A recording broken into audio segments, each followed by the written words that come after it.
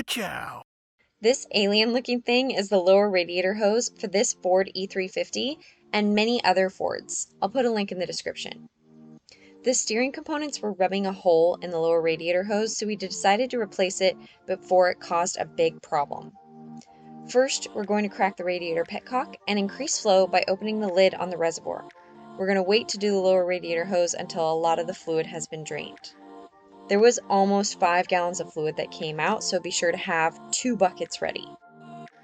Rather than attempting to get pliers in between the fuse box and the coolant reservoir, I just took out the 3 8mm bolts that were holding the reservoir in and gave myself plenty of room to access this hose clamp. Right there.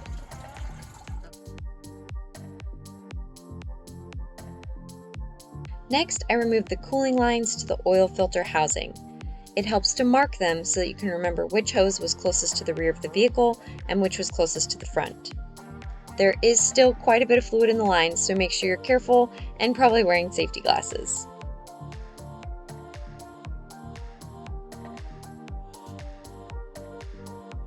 Next, we're going to remove the lower radiator hose.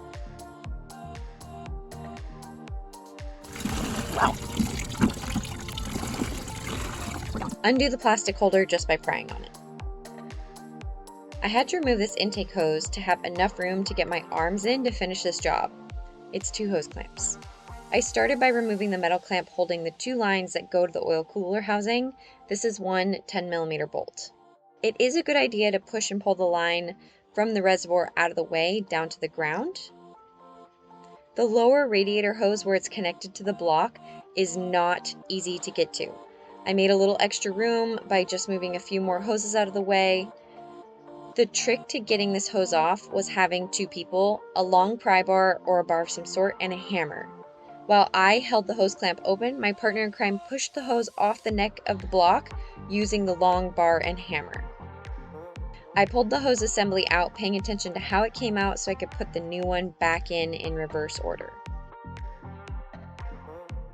You always want to compare your old parts to your new parts. I also swapped over all the protective netting from the old hose assembly to the new one.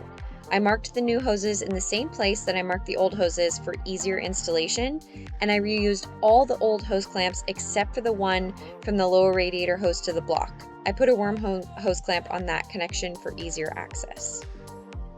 Feed the cooling lines back in first, then the upper reservoir hose. It is very easy to kink or twist the upper reservoir hose, so make sure it's happy before you put everything back together. Once those 3 hoses are situated and everything looks close to lining up, you can start by putting the 2 oil filter housing lines back on.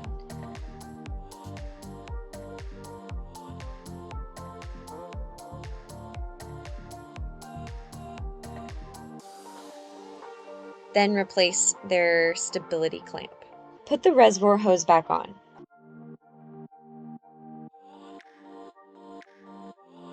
It needs to sit below the fuse box to be happy.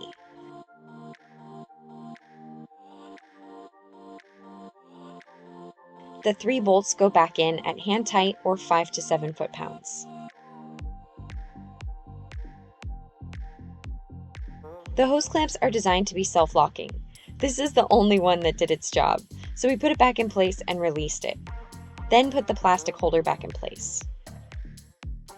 We cut a piece of the old hose off and zip tied it over the new hose in order to protect this from happening again. The new hose did already have much more clearance from the steering components than the old hose.